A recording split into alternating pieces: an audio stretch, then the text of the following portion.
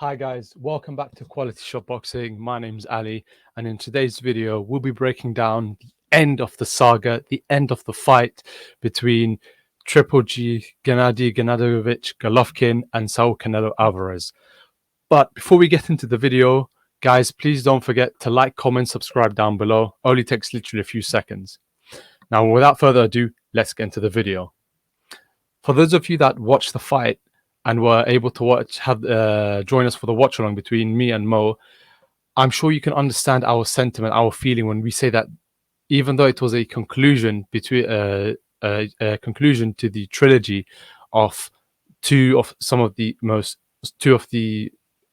best in the world, two of the future all-time greats of the sport, the fight itself wasn't necessarily a great or mesmerizing, interesting fight, in that there wasn't as much action to it as with the first two fights.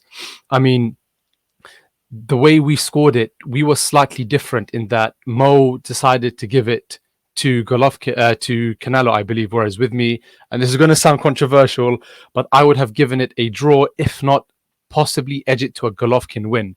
And I'll explain why later on, or in a bit rather.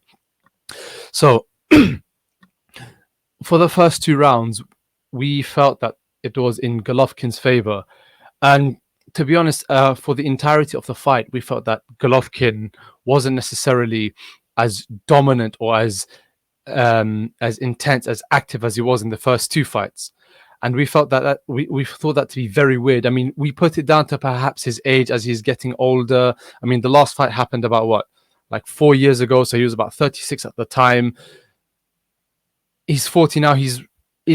I think he's entering the twilight of his career, so that also was a factor that we have to consider. I mean, my scorecards, I gave it for the first two rounds, I gave it to Golovkin. Well, rather, me and Mo both gave it to Golovkin, as I said, because we felt that Golovkin started to use his jab a bit, and he started to control the tempo of the fight to an extent. I mean, somewhat close, but we would have given the first two rounds to Golovkin. Rounds 3, 4, and 5, I gave it all to Canelo. I think Mo gave it the same way as well, but I'm not sure. But from my end, first two rounds I gave it to Golovkin. Like I said, rounds 3, 4, 5, I clear cut to Canelo. Canelo started to control the tempo of the fight at this point forward, and I mean, I went into the fight with a very neutral perspective because I like both fighters. I think both fighters are absolute credits and they're incredible boxers, incredible characters to the sport. So I went in without necessarily a slight leaning towards one particular fighter. However, for the entirety of the fight, I was disappointed with Golovkin because I thought he would give a bit more. He would push a bit more. He would be more on the front foot, more aggressive. For the most part, for the first 9 rounds or so, I felt that he wasn't necessarily onto the front foot. He wasn't as dominant as he was, or wasn't as hungry, as aggressive as boxing on the front foot as we've been accustomed to see him across his entire career. And in regards to Canelo, the first two fights, so we felt that he was lacking in that. I myself felt that he was lacking in that respect. As a result, for the first 5 rounds, he only won the first 2 rounds, whereas rounds 3, 4, 5, clear cut Canelo. For round 6, I thought, in my opinion, that was a very close fight because there were times where Golovkin put the pressure on Canelo, where he was boxing on the front foot, where he was controlling the tempo of the fight, commanding the center of the ring. But at the same time, there were times when Canelo was doing the same thing, in response. It was very tight, very equal. And I myself, I would have edged it to Canelo if I had to pick. It was very difficult for me to decide. I mean, and if you watch go back on YouTube, watch the watch along, you'll understand that me and Mo were discussing this, and I was very hesitant. But I believe I said I will edge it to Canelo. And round 6, like I said, equal, but slight edging it to Canelo. But let's keep that aside. I mean, out of the 12 rounds, rounds 6 and 8, I think they were very close. Although I would have edged it to perhaps maybe to Canelo, but let's keep that aside for now for a bit. So, just to recap, rounds 1 and 2, I gave it to Triple G. I mean, first 2 rounds always test around between both fighters, and I felt that Triple G did just a bit more, just a tad more to sway the outcome in his favor for those 2 rounds. Rounds 3, 4, 5, all Canelo. Round 7, I would have given it to Canelo clear cut. I think Canelo did very well, and at this point, he started to really control Triple G. Rounds 9, 10, 11, and 12, very controversial, but I would have given this to Triple G, all of them to Triple G, for the fact that they were all very close rounds. Again, incredibly close. But I think that at this point, both fighters were starting to get very tired. And at this point, Triple G started to step up, started to throw more punches, started to be more aggressive than we're so used to seeing him fight.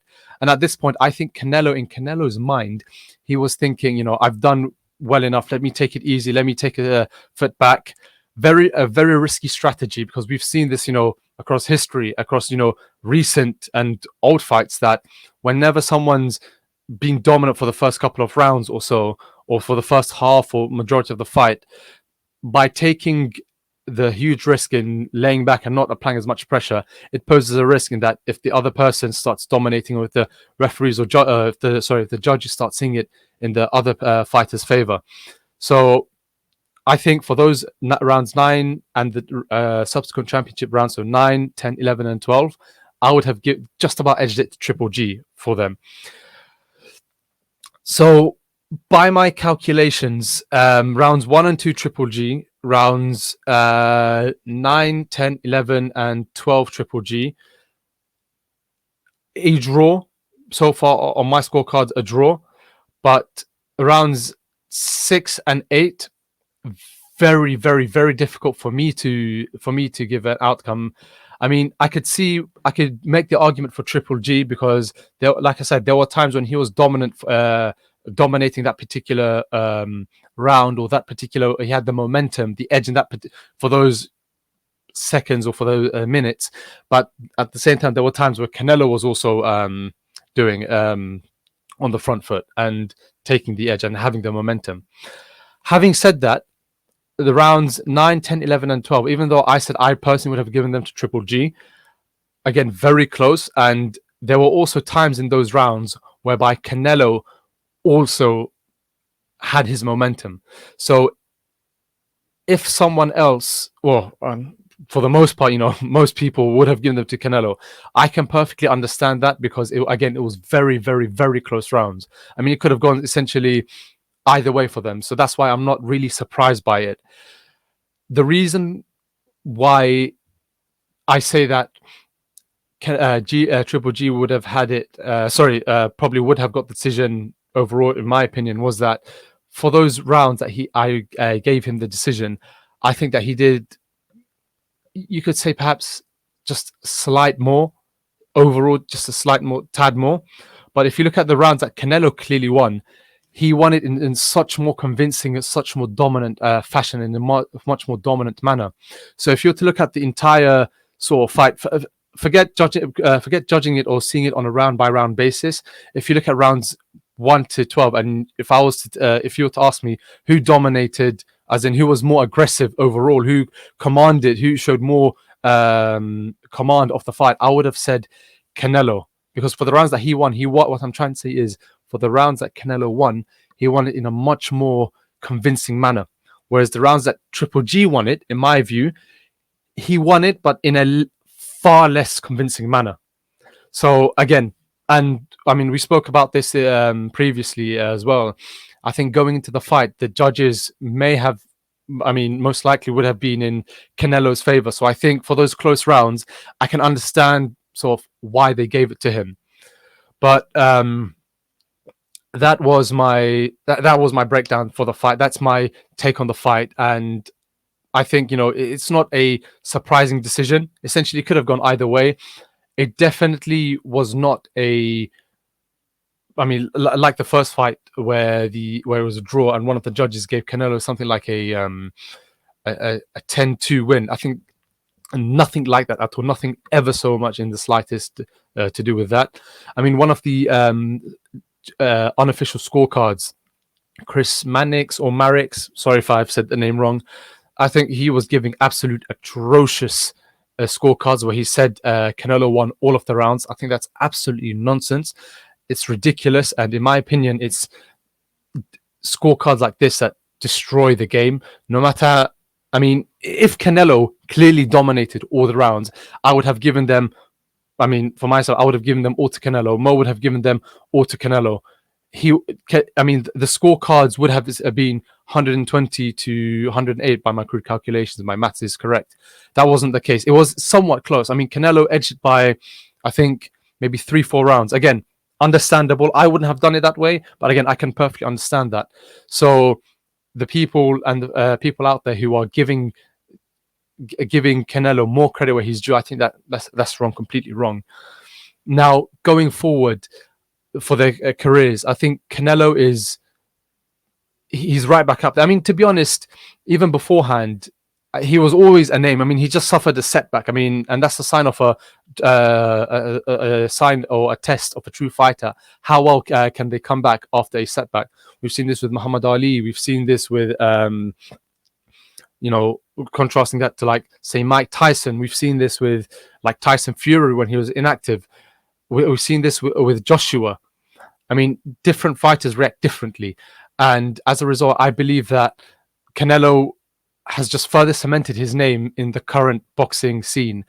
I mean, he's still, in my opinion, still the golden boy of, pardon the pun, part of golden boy and the golden egg of boxing. And I still think he's up there. He can still command the biggest fights, the big money fights. And even though the Triple G we saw a couple of days ago was far different to what we saw in the first two fights and at the height of his career, I still think he's still a huge, very huge name, very big name.